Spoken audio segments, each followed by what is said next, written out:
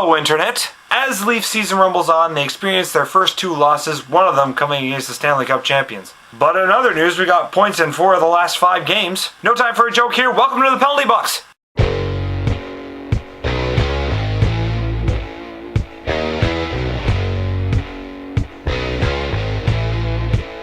Woo!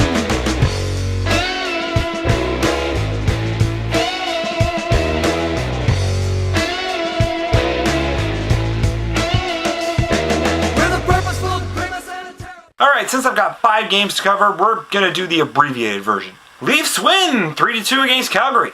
Providing scoring for the Leafs, Phil Kessel with 2 and Joffrey Lupul. My thoughts on this game? Phil Kessel is going to have a monster of a season. And I don't mean Pierre Maguire's monster, I mean actually monstrous. He currently leads the NHL in goals, and now that he's hooked up with Joffrey Lupul for a full season with chemistry, the sky's the limit. 50-goal season? Well, it's early on, but look at those stats. 8 goals in 7 games. Seriously, he's on pace for 93 goals. One unfortunate thing about this game before I move on, Tim Connolly. This was supposed to be his return to the lineup after that week-long layoff. But unfortunately, the day before the game, he could only skate for 15 minutes in practice before he had to call it quits. Now his timetable for return is, yes.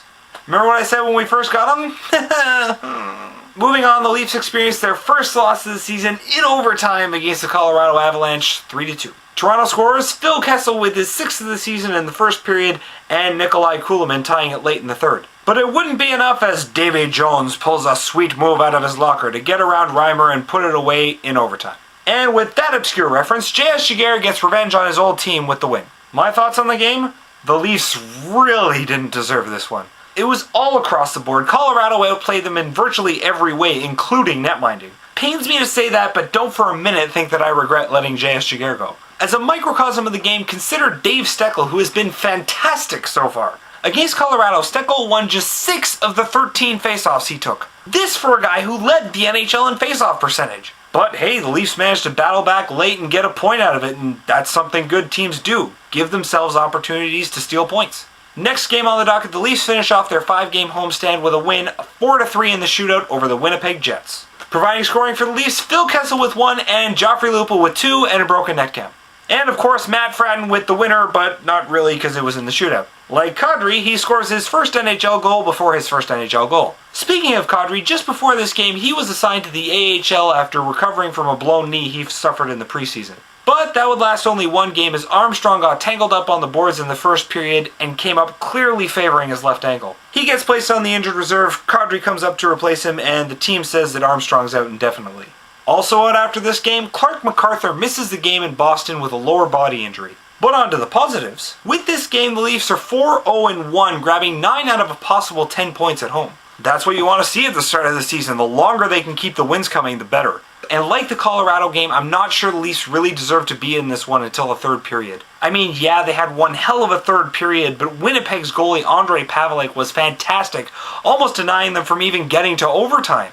But there were some positives as certain players stepped up their game big time. The biggest improvement? Dave Steckel. As I just mentioned, Steckel went a suspect 6 for 13 in faceoffs against Colorado. Against the Jets, he was 89% on the faceoff dot. But the main thought I had about this game, the Leafs scoring is way too top heavy. After this game, here are the Leafs scoring leaders. Phil Kessel with 7, Joffrey Lupul with 4. After that, a 5-way tie for third between Grabowski, Kulemin, Phaneuf, Lombardi, and Colton Orr. In other words, 11 of the team's 16 goals comes from 2 players on the same line. Don't get me wrong, it's great that Lupul and Kessel are having such awesome seasons. But eventually, they're gonna need some help. Moving on, the very next day, the Leafs get their first regular season loss handed to them, along with their own butts, losing 6-2 against the Boston Bruins. Yeah, this one sucked. Scoring for the Leafs, David Steckel with his first of the season and Mikhail Grabowski with his second. Like I said, this game was not pretty as the Leafs were just dominated from start to finish. We also saw the season debut of Jonas Gustafsson in this one, and yeah, he wasn't fantastic either. But I do have a bone to pick with some of my fellow members of Leafs Nation. I know some of you blame Gustafsson for this loss, and to that I have to say, really? Really?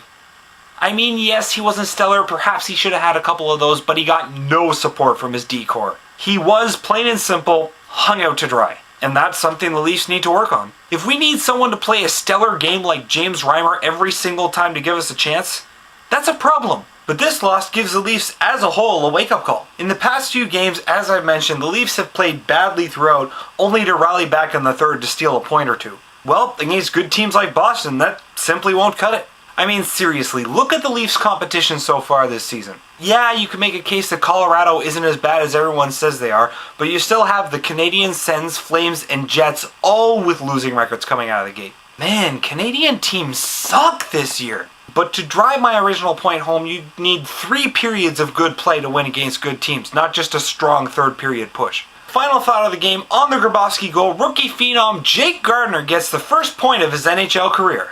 Playing on the all-rookie line with Mikhail Grabowski at center, Nazem Kadri and Matt Fratton on the wings, and on defense, Jake Gardiner and Luke Schenn. That's a young line.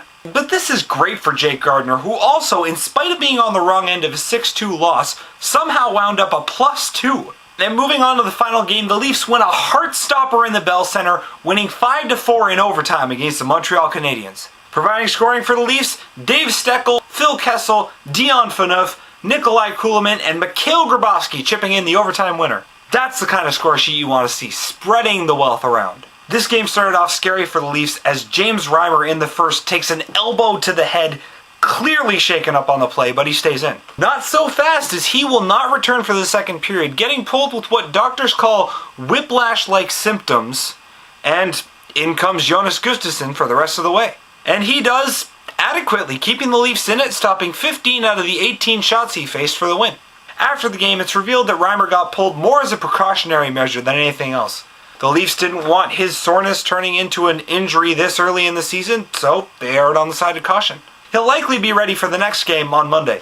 So, there we go. 7 games in and the Leafs are sitting pretty. They're currently 3rd in the East, leading their division and grabbing 11 out of a possible 14 points. Not only that, but they're only 3 points back of the second-place Pittsburgh Penguins, who have played 3 more games than them.